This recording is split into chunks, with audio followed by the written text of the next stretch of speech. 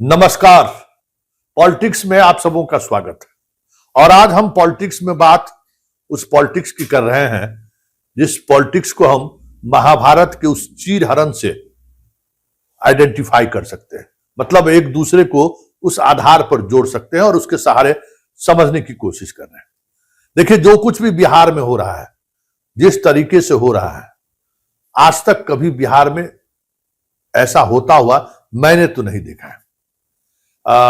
1998 से सक्रिय तौर पर बिहार के चुनाव को हम देख रहे हैं और 2000 के बाद के चुनाव में तो खुद हम एक पत्रकार की भूमिका में रहे, लेकिन प्रशासन इतना डरा हुआ, सहमा हुआ मैंने कभी नहीं देखा है।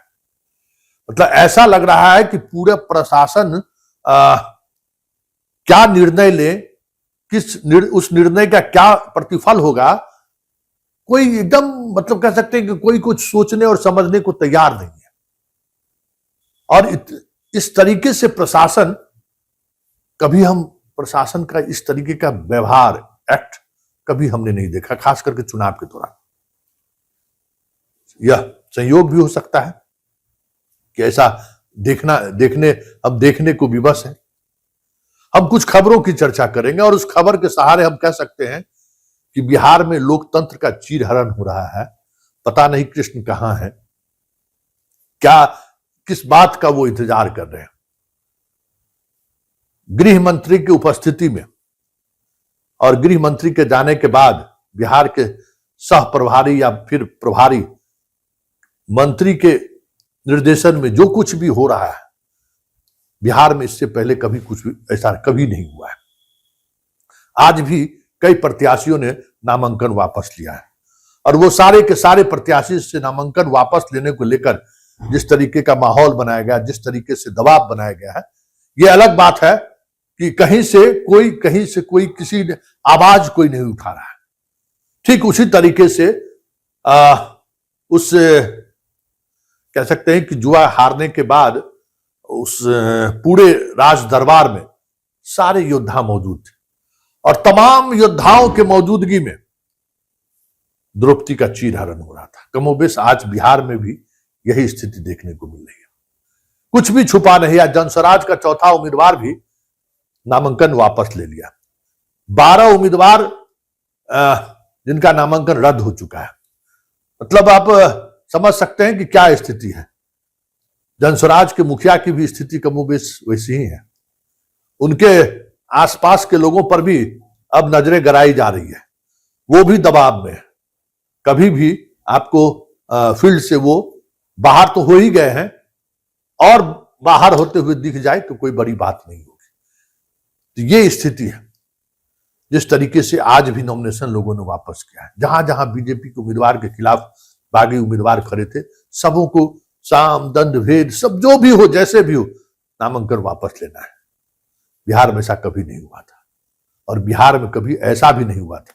जरा इस वीडियो को गौर से देखिए। 2 दिन पहले जाले विधानसभा क्षेत्र का ये वीडियो है, जिस वीडियो में वहां के प्रत्याशी जीवेश मिश्रा, जो मंत्री हैं बिहार सरकार के, उनकी एक गाड़ी पकड़ी जाती है और उस गाड़ी में घड़ी, एक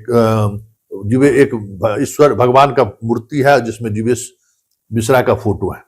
वो सारे लोग पब्लिक पकड़ते हैं और पकड़ने के बाद जो आप देख रहे हैं वीडियो में कि वह ऋषि मिश्रा वहां पहुंचते हैं और उसके बाद उस वीडियो के सहारे चुनाव आयोग से न्याय की बात करता है। जरा इस पहले वीडियो को एक बार फिर से ऋषि मिश्रा कह क्या रहे हैं जरा सुन लीजिए। ये स्थिति है यहाँ पर भारतीय जनता पार्टी की।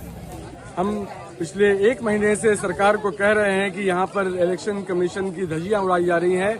जाले के मंत्री भाई जो है उनके द्वारा। देखिए ये गाड़ी है, गाड़ी जब है, भारतीय जनता पार्टी का झंडा है। इधर आइए, इधर आइए। उनके नाम से गाड़ी आवंटित है। देखिए अभ्यर्थी वो जीवेश कुमार, उनके यहाँ से गाड़ी है। आइए, अरे हटो ना यार। देखिए सारा सामान जो है भारतीय जनता पार्टी का है और ये काम आज नहीं हो रहा है, ये काम 1 महीने से हो रहा है और हर एक घर में, हर एक गांव में पहुंचाया गया है। और ये गूंगी बैठी सरकार चुपचाप है। देखिए देखिए हंसता हुआ नूरानी चेहरा, सारे कल्प्रिट हैं। देखिए फोटो लीजिए, यहाँ पे सारे कल्प्रिट हैं। देखिए हंसता हुआ नूरानी चेहरा। इस पर क्या एक्शन हो रहा है, सरकार को जवाब देना चाहिए। सुन लिए, अब हुआ क्या जरा ये भी जान लीजिए। इस तरीके का मसला सामने आने के बाद आनंद फानन में पूरी दरभंगा प्रशासन कह सकते हैं कि मंत्री को बचाने में लग गया। 10,000 से कम कीमत का वो सामग्री है, ये गिफ्ट लिया जा सकता है, इलेक्शन कमीशन का ये गाइडलाइन है, तुरंत बिल भी उनको प्रोड्यूस कर दिया गया, सब कुछ। मतलब जीवेश मिश्रा को जिस तरीके से बचाया जा सकता है, बचाने की पूरी कोशिश हुई। और उसके बाद उस गाड़ी के ड्राइवर के द्वारा जीवेश मिश्रा के उस प्रचार वाहन के ड्राइवर के द्वारा वहां के कांग्रेसी प्रत्याशी ऋषि मिश्रा पर हरजन एट्रोसिटी एक्ट के तहत एफआईआर दर्ज किया गया है। समझ में आ रहा है ना? जरा एफआईआर की कॉपी भी आप देख लीजिए। मतलब ये रवैया है प्रशासन का। ये कभी लालू के शासनकाल में भी वो स्थिति हम लोगों ने नहीं देखा था।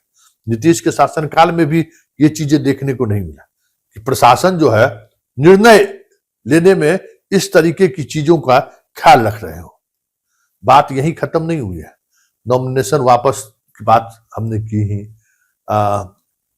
एक ऐसा इंसिडेंट जो कैमरे के सामने कैद हुआ, उसको लेकर क्या प्रशासन का रुख रहा वो हमने दिखाया ही। अब आपको हम ले चलते हैं मोहनिया, जहां के राजद के प्रत्याशी का नामांकन रद्द कर दिया गया है। ये अलग बात है कि नामांकन रद्द करने को का आधार जो बनाया गया है, उस आधार को लेकर लगातार सवाल खड़े कर रहे हैं। कौन कहेगा प्रशासन को? क्योंकि प्रशासन जब हर कोई चीर हरण को का मुख्य दर्शक बना हुआ है, तो प्रशासन करे तो कुल्लम है। उसको क्या है, वो दबाव ही नहीं है।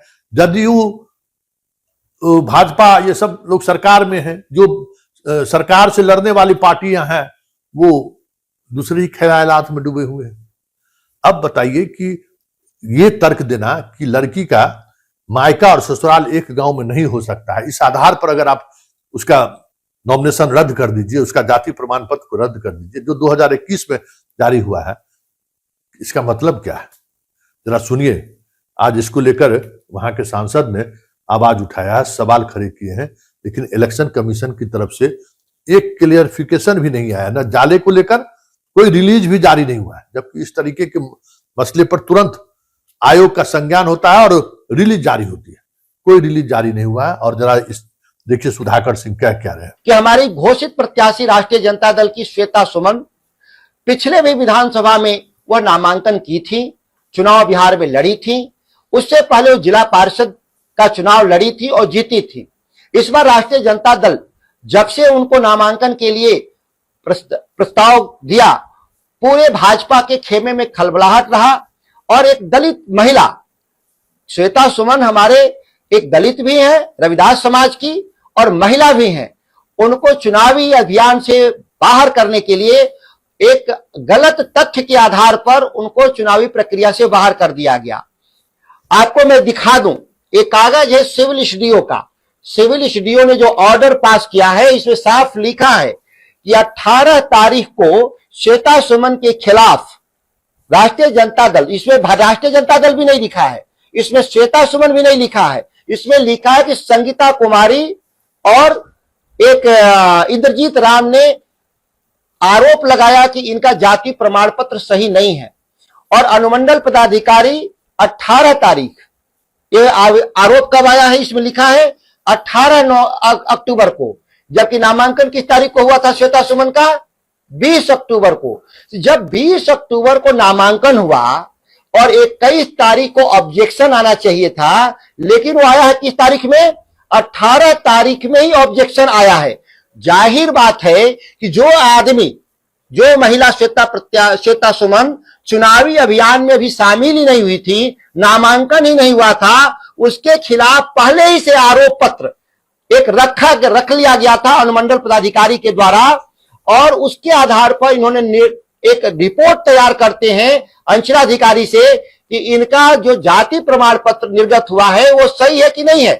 सबसे आश्चर्यजनक है कि जाति प्रमाण पत्र अंचलाधिकारी के द्वारा कहा गया कि यह निर्गत है, लेकिन उनका मायके और नैहर को मिला करके उनके चीजों को, उनके जाति प्रमाण पत्र को रद्द कर देना अपने आप में चौंकाने वाला विषय है।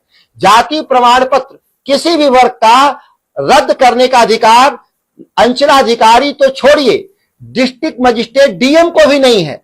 यह अधिकार एडिशनल सेक्रेटरी का होता है अगर आप अपील में जाएंगे तो। और अपील में नेचुरल जस्टिस कहता है कि कोई भी अपील में आएगा किसी का जाति प्रमाण पत्र रद्द कराने के लिए तो बकायदा उसको नोटिस जाता है और उसको जवाब देने का अवसर दिया जाता है, और एक सुनवाई के बाद एक लंबी प्रक्रिया में किसी जाति का प्रमाण पत्र रद्द कर दिया जाता है। आपने सुना कि सुधाकर सिंह क्या कह रहे हैं। तो ये स्थिति है बिहार में हो रहे चुनाव में, किस स्तर पर प्रशासन खेल खेल रहा है। और वो भी तमाम, मतलब आप बताइए कि इस तरीके की सूचनाएं आ रही हैं, क्या प्रशासन वैसी चुप रहेगी? उम्मीदवार नामांकन वापस ले रही है, कंप्लेन, सार्वजनिक तौर पर ये चीजें मॉनिटरिंग होनी चाहिए कि क्या हो क्या रहा है। फिर लोग साफ दिख रहे हैं, लोग दहशत में कि उम्मीदवारों को जबरन बैठा दिया जा रहा है। आप पूछ लीजिए, जाकर क्षेत्र में देखिए। और उस स्थिति में जो स्थिति चल रही है, उस स्थिति में हमें लगता है कि मतदान केंद्र पर वोटर को जाने में भी डर लगेगा, क्योंकि अब ये भी खबर आ रही है कि कुछ नंबर से वोटर को धमकी भी दी जा रही है, और वो धमकी भी कहीं और से नहीं, बीजेपी के कैंडिडेट के रिश्तेदार के द्वारा दी जा रही है। ये भी वीडियो वायरल हो रहा है।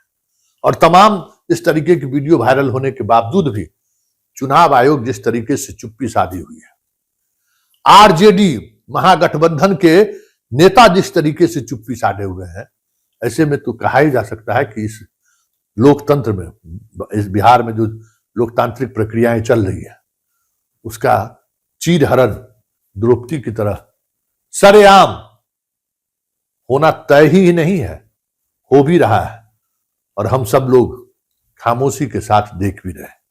ये बदलता बिहार का एक बदली हुई तस्वीर दिख रही है, जो कभी बिहार इस तरीके के एरोगेंसी को, इस तरीके से की मनमानी को कभी बर्दाश्त नहीं किया।